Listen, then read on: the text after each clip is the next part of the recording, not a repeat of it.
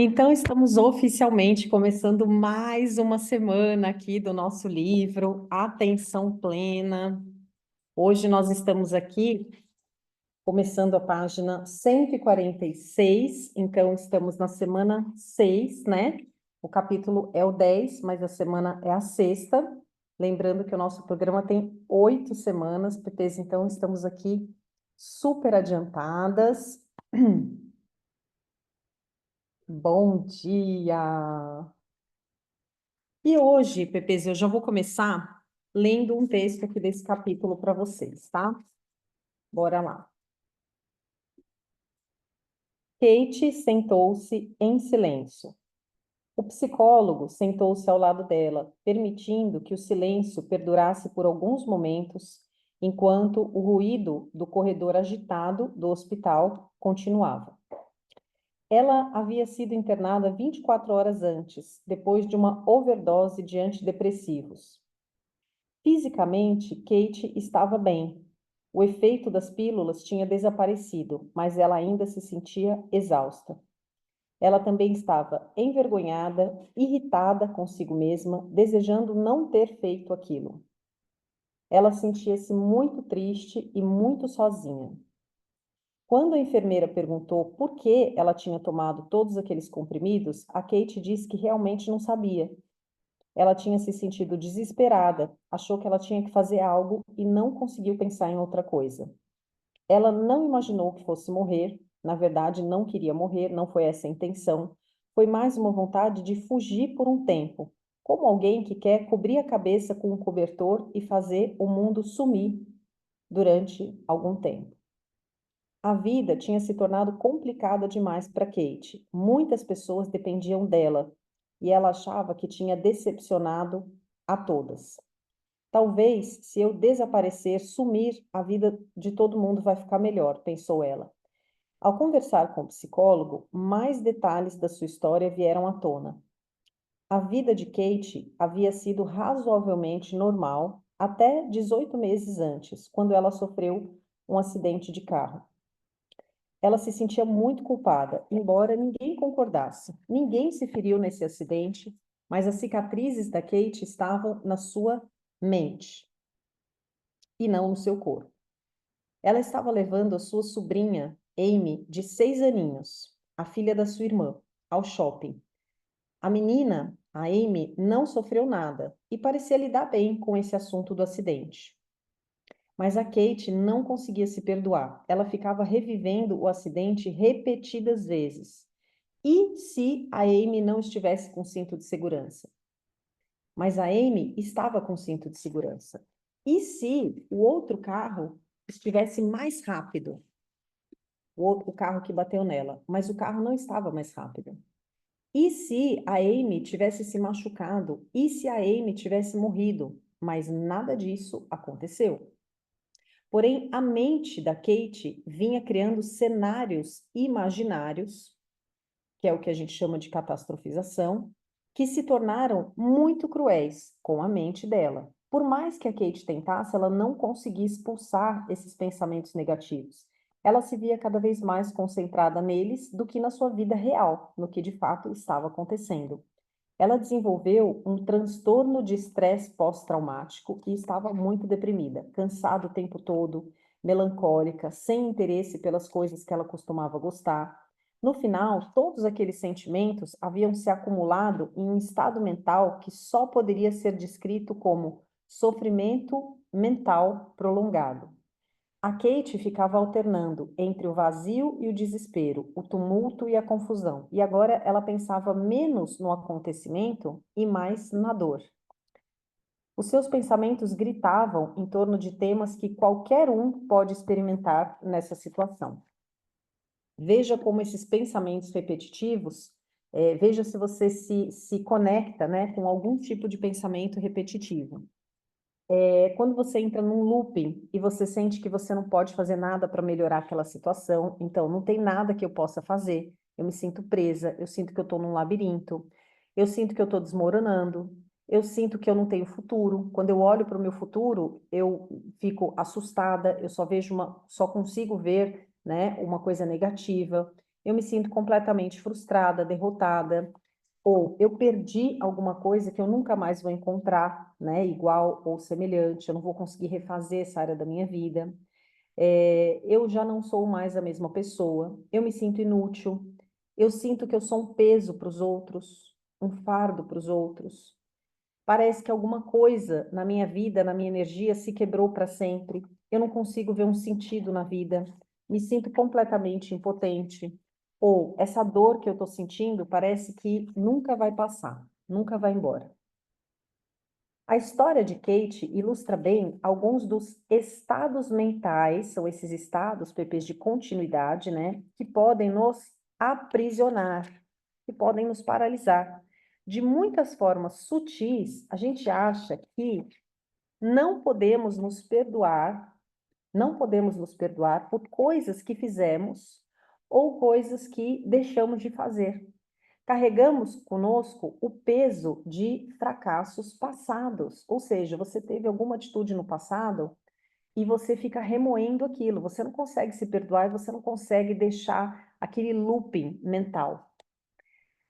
Carregamos conosco o peso de fracassos no passado, negócios inacabados, dificuldades de relacionamento, brigas não resolvidas, ambições não satisfeitas. Pode nem ser um evento traumático, como foi o da Kate, um acidente ou outro tipo de trauma.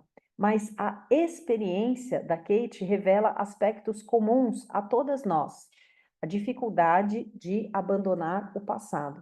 Então, escreve aí o que a gente vai trabalhar essa semana: dificuldade de abandonar o passado, mania de remoer coisas que aconteceram no passado, ou o hábito da preocupação. A preocupação é uma pré-ocupação, ou seja, eu ocupo meu tempo e eu ocupo a minha mente de forma prévia, é uma pré-ocupação. Eu estou me ocupando daquele assunto antes dele acontecer, que é justamente esse tipo de fantasia negativa, certo?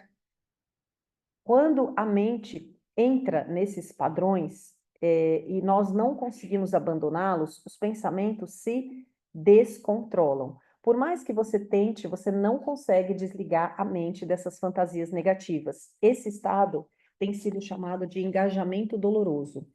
Pepes, o que o autor chama de engajamento doloroso, nós chamamos de alimentar os nossos fantasmas, né? Então, o que a gente sempre conversa nos programas PPs é isso. Estou alimentando meus fantasmas com filé mignon. Ele chama isso de engajamento doloroso. Ou seja, por mais que você tente, você não consegue desligar a sua mente dessas fantasias negativas, tá certo? E se a Kate tivesse sem cinto, mas ela estava com cinto? Mas e se ela tivesse sem?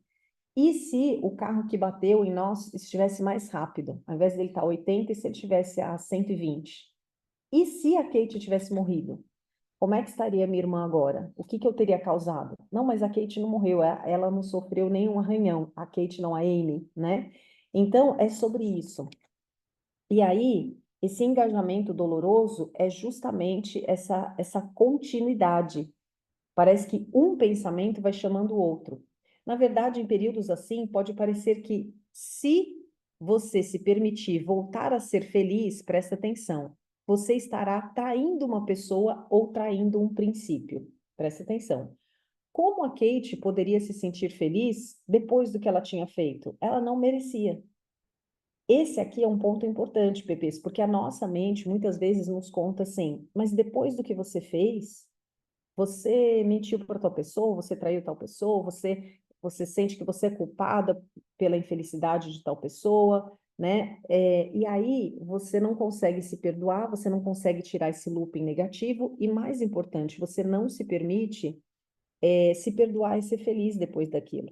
Então, não é difícil perceber porque qualquer uma de nós poderia se sentir culpada a maior parte do tempo.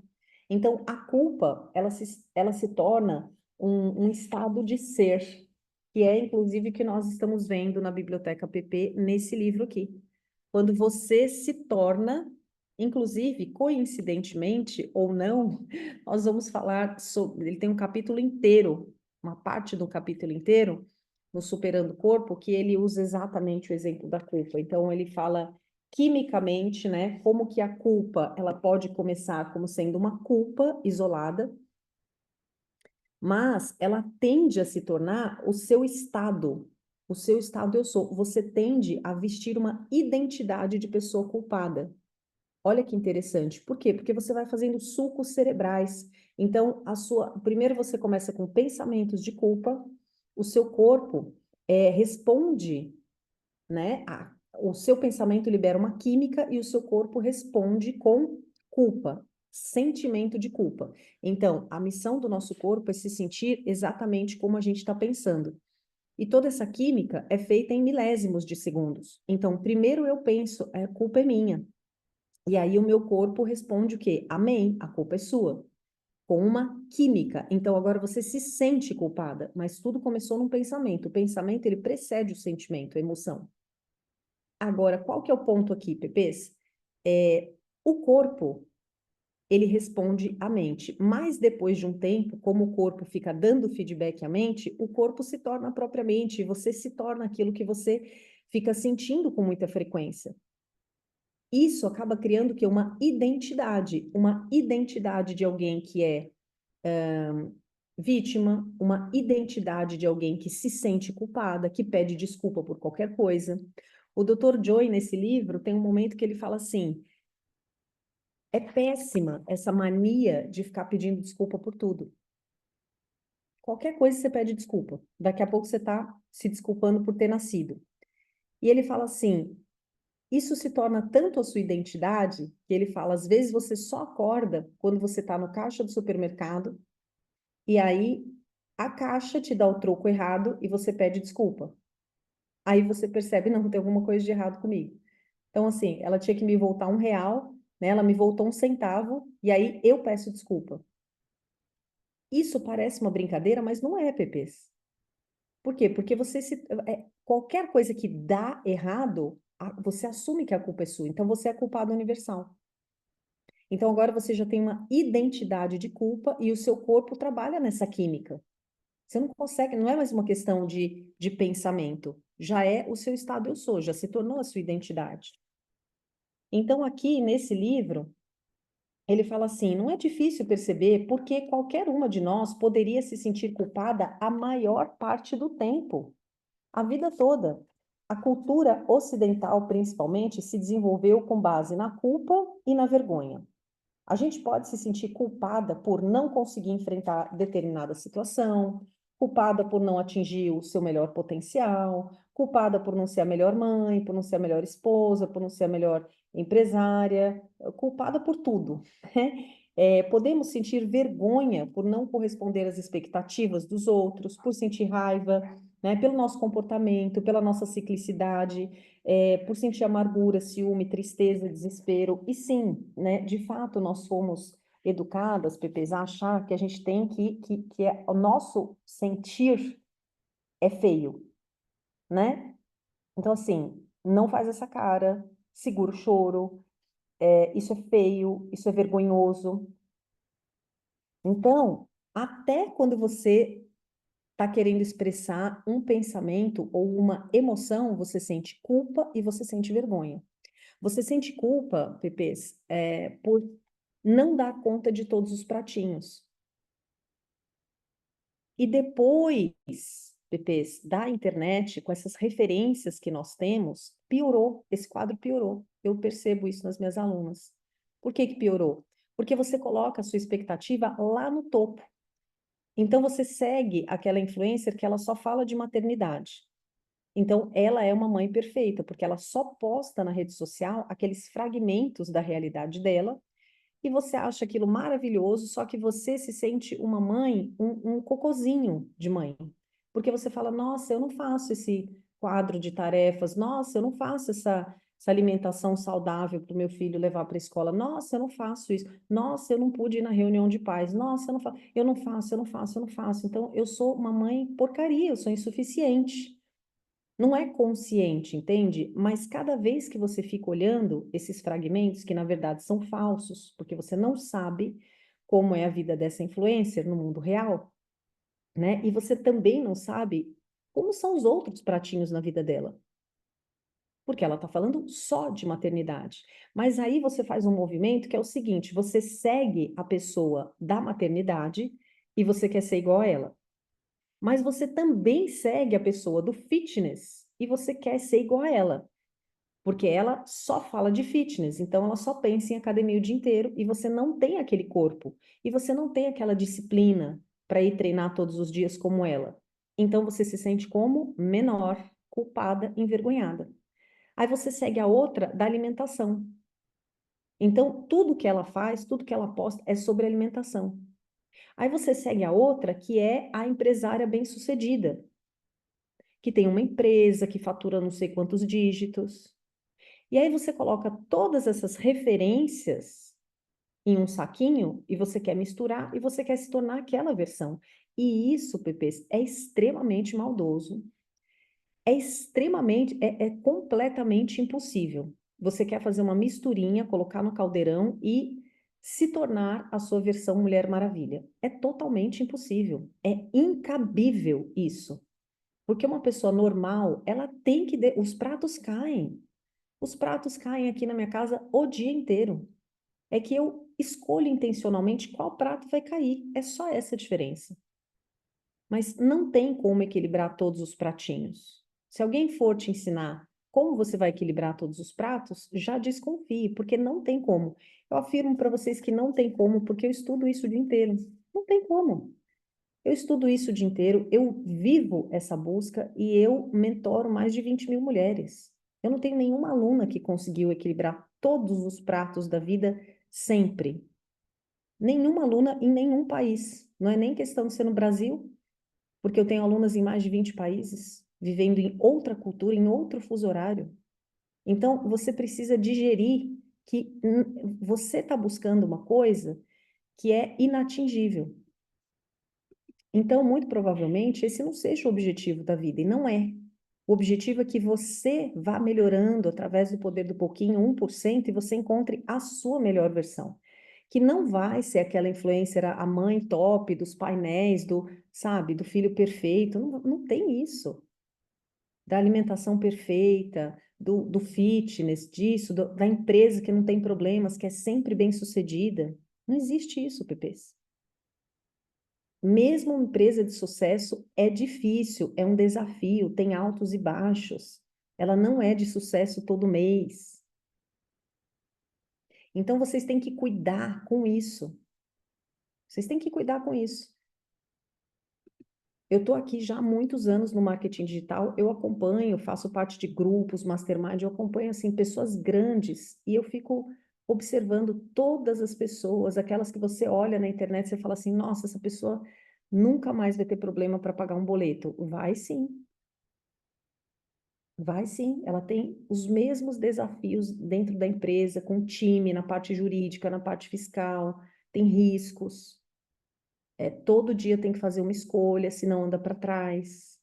É igualzinho a você. Faz sentido? A base para grande parte da culpa e da vergonha é o medo. O tirano do medo interno, que todas nós carregamos na cabeça. Medo de falhar, medo de eu não ser boa o bastante, medo de eu ser derrotada, medo de eu baixar a guarda e me machucar, medo de eu fazer besteira, medo se eu relaxar, medo de ser feliz. Se tememos a crítica do outro, então, se eu tenho medo que o outro me critique, se eu preciso que o outro me valide, um medo leva a outro, que alimenta mais outro, outro, em um ciclo debilitante e incessante que esgota a nossa energia. O medo, a culpa, a vergonha, eles colocam você, eu gosto muito dessa expressão desse autor, em um ciclo debilitante e incessante que esgota a nossa energia. Esse ciclo debilita você, ele esgota a sua energia nos 3 níveis: a sua energia física, mental e emocional. Faz sentido, Pepês? Então, nessa semana, eu amo essa semana. Nessa semana, a gente trabalha a gentileza. Vocês vão praticar a faixa 7. E a tendência, quando a gente lê sobre a faixa 7, que é a faixa da amizade, a meditação da amizade, a tendência é a gente já pensar, quem já, aqui, meditação da amizade, quem já pensou em uma amiga? Ah, eu vou meditar para outra pessoa, meditação da amizade. Só que essa meditação é para você.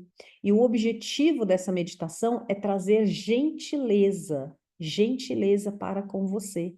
Você precisa começar a ser gentil com você, se cobrar menos, parar de querer ser essa versão que é um mix de pessoas impossíveis e, inclusive, irreais. Muda, Pepe, muda a sua referência do que é ser uma boa mãe, do que é ser uma boa esposa, pelo amor de Deus. Muda a sua referência. Você tem que mudar a sua referência, porque se a sua referência continuar essa, você não vai sair desse ciclo de culpa, de vergonha, de inadequação. Nós já falamos sobre isso em vários programas. A vergonha é a vibração mais baixa do planeta inteiro. É mais baixa do que o ódio, do que a depressão. A vergonha é a vibração mais baixa do planeta. Quando você sente vergonha de você, quando você se sente inadequada, não tem nada, nada, nada que coloque você mais para baixo do ponto de vista vibratório do que isso. Faz sentido, então, a gente fazer esse ajuste? Então, a meditação dessa semana é a meditação da amizade. E o objetivo é que você pense nessa meditação em você e com gentileza. Pensar em você e com gentileza. Aqui,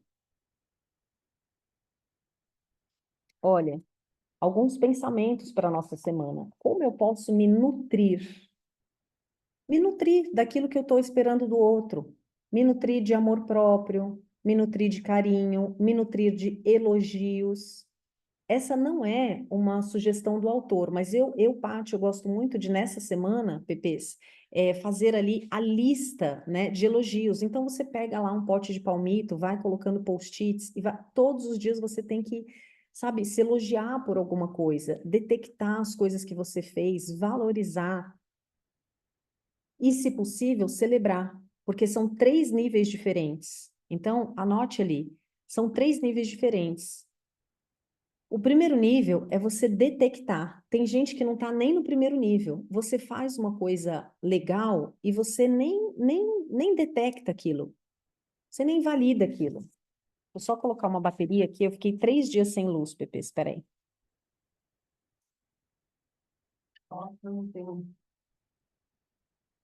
Então, o primeiro passo é detectar. Às vezes você faz assim, 50 coisas ótimas e uma coisa ruim. Aí você coloca a lupa naquela coisa ruim, negativa que você fez. Então, essa semana, muda esse olhar. A primeira coisa é você detectar. Detectar é você reconhecer. Olha, eu fiz uma coisa legal. Ao invés de você falar assim, ah, mas eu furei minha dieta, comi tal sobremesa. Tudo bem, mas o meu café da manhã foi saudável. Eu fiz um bom café da manhã. Mas eu tive problema no almoço. Mas eu vou colocar o meu foco no que eu fiz de bom. O primeiro passo é detectar. O segundo passo é valorizar. Porque valorizar é diferente de detectar. Detectar é só você anotar o que você fez de bom. Detectar, perceber. O segundo passo é valorizar. Nossa, parabéns para mim. Parabéns para mim, eu dou valor a essa ação que eu tive. Ah, mas eu não fui à academia, mas eu fiz 15 minutos de caminhada. Então, o que é que eu fiz? É valorizar, dar valor. E o terceiro passo, que já é o nível avançado, é o celebrar. Celebrar. Celebrar, tá? Então, assim, você vai celebrar. Às vezes você tá sem ler há um tempão, aí hoje você leu uma página de um livro. Detecta aquilo, valoriza aquilo e celebra aquilo. Como que eu vou celebrar, Paty? Como você quiser. Faz ali um chá para você de tarde. Celebra como você quiser. Toma um banho especial, faz uma coisa por você. Tudo bem? Então, como eu posso me nutrir? Como eu posso reduzir o meu ritmo essa semana? Como eu posso fazer escolhas melhores? Como eu posso ser gentil comigo mesma, tá? Bom, aí aqui, essa semana, Pepês, nós vamos passar 10 minutinhos, é só porque é uma semana bem importante, tá? Então, eu separei algumas coisas para ler para vocês, tá? Então, a gente vai até 7h40. Gentileza com você na prática. A gentileza surge por meio da empatia, uma compreensão profunda e compartilhada pela aflição da outra pessoa. Pesquisas mostram que a parte do cérebro que é ativada quando a gente sente uma empatia genuína, quando você genuinamente se interessa pelo problema da outra pessoa, você ativa uma área no seu cérebro que é a mesma acionada pela meditação plena. Olha que interessante. Essa partezinha, Pepe, se chama ínsula, tá bom? Então, a ínsula que a gente ativa na meditação é a mesma que a gente ativa quando a gente ajuda alguém, quando a gente tem empatia genuína, né, por alguém. Embora muito se fale sobre sentir empatia pelos outros, é igualmente importante estar aberta para recebê-la também. Costumamos ter pouca empatia por nossos pensamentos e nossos sentimentos, e com frequência tentamos afastá-los, descartando-os como se fossem fraquezas nossas. Ou seja, você tem a maior empatia pelos outros, mas quando chega na hora de você ter empatia pelo que você está pensando, pelo que você está sentindo, aqui, Pepes, a gente tem falado muito sobre isso nos outros programas.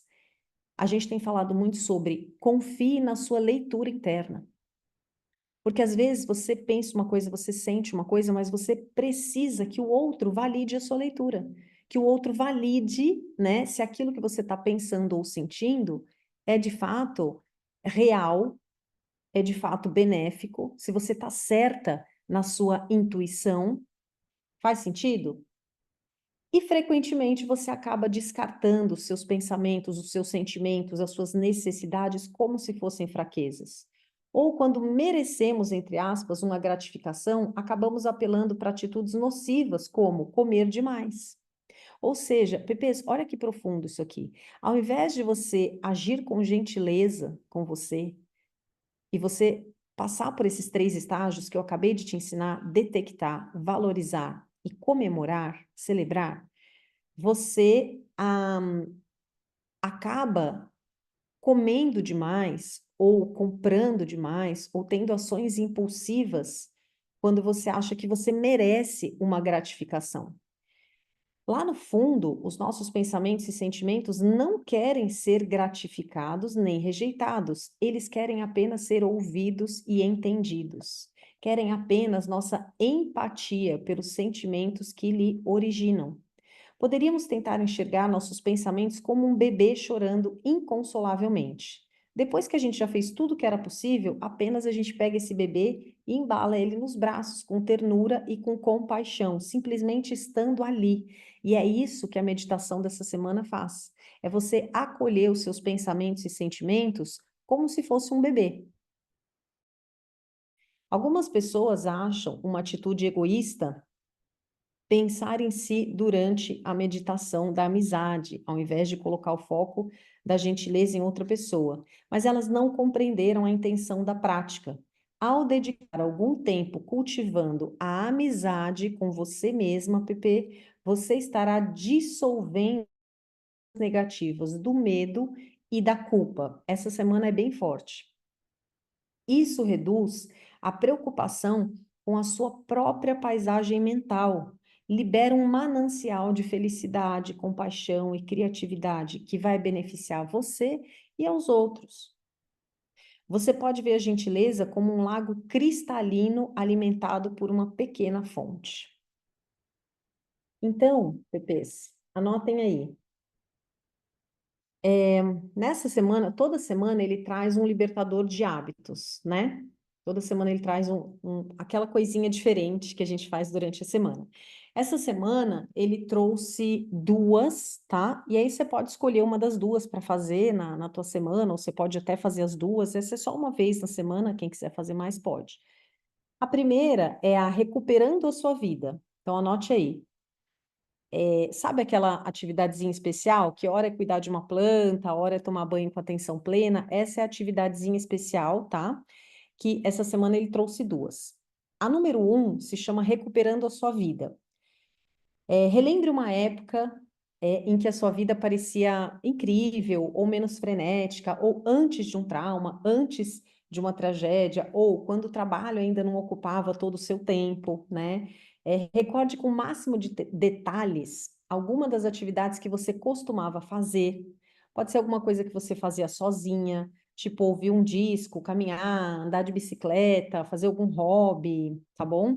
Brincar de jogo de tabuleiro, ir ao teatro. Então, pode ser uma coisa que você fazia, por exemplo, antes de ter filho, antes de começar a trabalhar, antes de um trauma. Você pode escolher ao longo de toda a sua linha do tempo, tá? Não precisa ser uma coisa de criança, uma coisa de adolescente, não. Pode ser até do ano passado, mas tem que ser uma coisa que você gostava muito e que você deixou de fazer. Escolha uma dessas atividades e planeje realizá-la ainda essa semana. Pode levar 5 minutos ou 5 horas. Pode ser super importante ou pode ser alguma coisa trivial. Pode ser sozinho ou pode ser com os outros. O importante apenas é que seja algo que coloque você de volta, olha aqui, em contato com uma parte da sua vida que você havia esquecido, que você considerava perdida, do tipo, isso aqui nunca mais vai voltar. Não espere até você ter vontade de fazer atividade, isso é importante. Faça com ou sem vontade.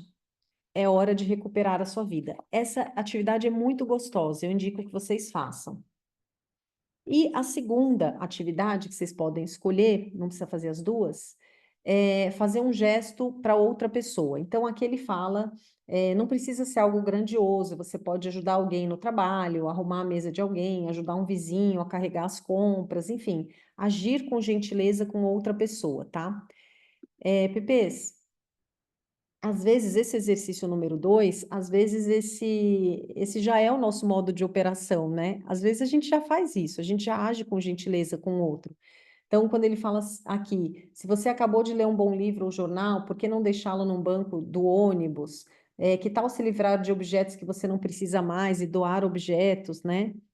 Ai, se você que é minha aluna já faz os 9 passos, a gente já faz isso. Então, talvez esse 2 seja uma coisa que você já pratique. Se você não pratica essa empatia com o outro, se você não tem o hábito de ajudar o outro, é super interessante você fazer, né? Fazer um presente para alguém, uma coisa do tipo. Mas esse primeiro exercício, olha como eu sou tendenciosa, mas esse primeiro exercício eu acho muito mais legal. Só estou falando que eu acho.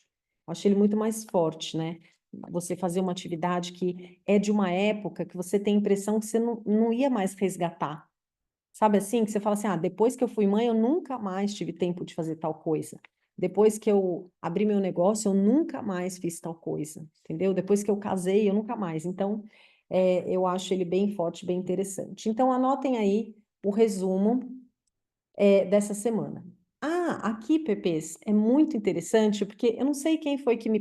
Eu já sei. A Thaís me perguntou sobre isso, né, Thaís? Sobre essa questão das meditações desse livro. E, Paty, como que a gente vai unir tanta meditação? E eu falei que com o tempo a gente começa a não precisar mais do áudio.